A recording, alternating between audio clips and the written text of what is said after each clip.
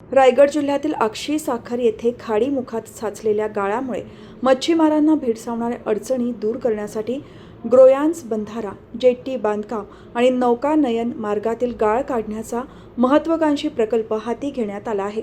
या प्रकल्पाचे भूमिपूजन मत्स्य व्यवसाय आणि बंदरे मंत्री नितेश राणे यांच्या हस्ते पार पडले। आक्षी खाडीमध्ये मोठ्या प्रमाणावर गाळ साचल्याने खाडीचे पात्र अरुंद झाले आहेत।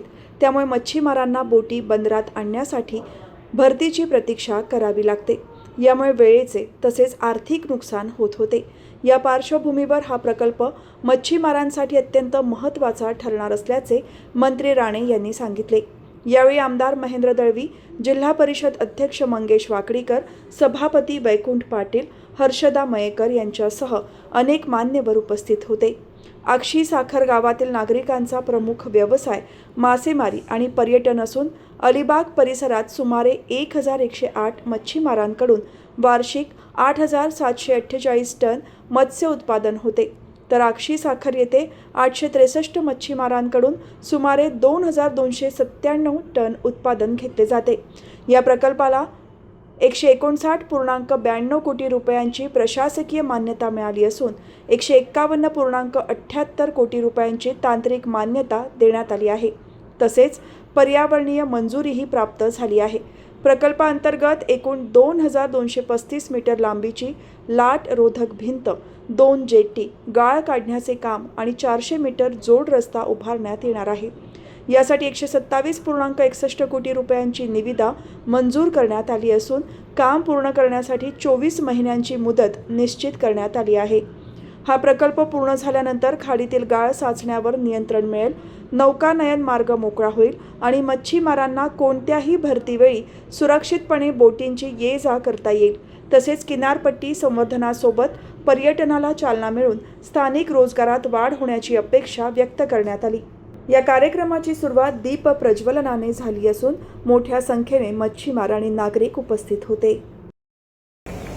आज आपल्या आक्षी सागर इकडल्या काही महत्त्वाच्या भूमिपूजनाच्या कार्यक्रमाच्या निमित्ताने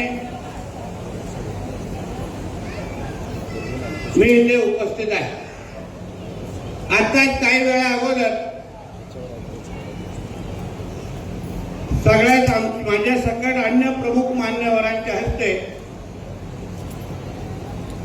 इथे होणाऱ्या विकास कामाच्या भूमिपूजन आताच काही वेळा अगोदर झालेलं आहे। त्यामध्ये ग्रोयन्स बंधारा, गाळ काढणे व आवश्यक सुविधा उभारून त्याबरोबर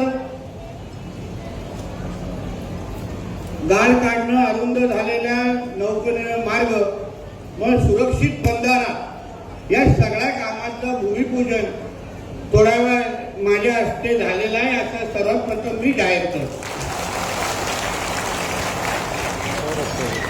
या कामाची प्रशासकीय मान्यता 1,39,92 कोटी एवढी आहे आणि ह्याचा आवश्यक असलेल्या सगळ्या पर्यावरण MCZMA ज्याला म्हणतात त्या सगळ्याच्या सगळ्या MMB आणि बंदर खात्याकडे उपलब्ध आहेत किंवा मिळवलेलं आहे।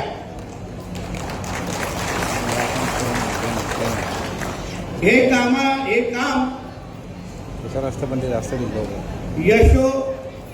यशको infrastructure and developers private limited यांना दिलेलं आहे आणि कामाची मुदत 24 महिने आहे।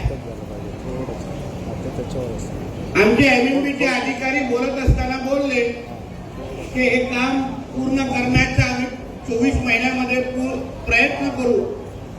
त्यांना माहित नाही की मंत्री महोदयांच्या डिक्शनरीमध्ये प्रयत्न हा शब्द नाही, म्हणून दिलेल्या वेळेत हे काम पूर्ण होईल असा शब्द आणि जबाबदारी या खात्याचा मंत्री म्हणून मी आपल्या सगळ्यांच्या समोर घेतो। तुम्हाला कॉन्ट्रॅक्टरचं पण नाव जाहीर केलं आहे जेणेकरून तुम्हाला कळेल की हे काम कोण नेमकं करत आहे। ही सगळी माहिती तुमच्यापर्यंत तुम्हाला देणं आणि तुम्हाला उपलब्ध करून तुमच्या समोर सांगणं हे या खात्याचा मंत्री म्हणून माझी नैतिक जबाबदारी आहे. आणि म्हणूनच मी आणि माझ्या डिपार्टमेंटनी हे सगळी माहिती तुमच्या समोर ठेवलेली आहे. मी हाही तुम्हाला ह्या निमित्ताने विश्वास देईन की हे काम अतिशय पारदर्शक पद्धतीने आणि दर्जेदार आणि दिलेल्या वेळामध्ये पूर्ण करण्याची जबाबदारी ही महाराष्ट्र मेरीटाईम बोर्ड आणि बंदर खात्या स्वीकारताय. हे मी ह्या निमित्ताने तुम्हाला भूमिपूजनाच्या निमित्ताने शब्द देतो. शेवटी हे शासकीय काम आहे आणि आपल्या सगळ्या जणांच्या मागणीच्या अनुसार इकडे असलेला आमचा मच्छीमार समाज यांनी मागणी केली. यांना जे काही मच्छीमारी करत असताना जे काही अडचण तुम्हाला इथे ह्या निमित्ताने होते ती अडचण दूर करण्यासाठी आणि आपल्याला मच्छीमारी करत असताना कुठलीही सगळ्या पद्धतीच्या सोयी सुविधा उपलब्ध व्हावे या दृष्टिकोनातून हे काम आमच्या महाराष्ट्र मेरीटाईम बोर्डने घेतलेलं आहे. या कामासंदर्भात किंवा या कामाने कोणी मागणी केली आहे पूर्ण इतिहास मीही माझ्या अगोदर आमदार महोदयही बोलले, त्याच्या अगोदर अन्य मान्यवरही आपल्या समोर मांडलेली. शेवटी हा पूर्ण 877 किलोमीटरचा आमचा कोकण पट्ट्याची किनारपट्टी या पूर्ण भागाचा विकास करण्यासाठी आदरणीय राज्याचे मुख्यमंत्री देवेंद्र फडणवीस साहेबांनी आणि आमच्या दोन्ही उपमुख्यमंत्र्यांनी बंदर आणि मत्स्य खातं हे एकच मंत्र्याकडे दिलेलं आहे, जेणेकरून सगळी कामं आम्ही सुरळीत पद्धतीने करू शकतो. नाही तर पहिलं काय व्हायचं की एक बंदर खात्याचा मंत्री एक जिल्ह्याचा आणि मत्स्य खात्याचा मंत्री दुसऱ्या जिल्ह्याचा. आता गेल्या वेळी एवढी अडचण होती की आमचे मत्स्य व्यवसाय खात्याचे मंत्री होते विदर्भाचे आणि बंदर खात्याचे मंत्री होते लातूरचे. आता केवढी अडचण आपल्या सगळ्यांची झाली असेल ह्याचा अंदाज पण मी आता घेऊ शकत नाही. पण तरीही विचाराच्या दोघं जणांनी आपल्या आपल्या पद्धतीने या खात्याच्या माध्यमातून आपल्या सगळ्यांना न्याय देण्याचा प्रयत्न केला.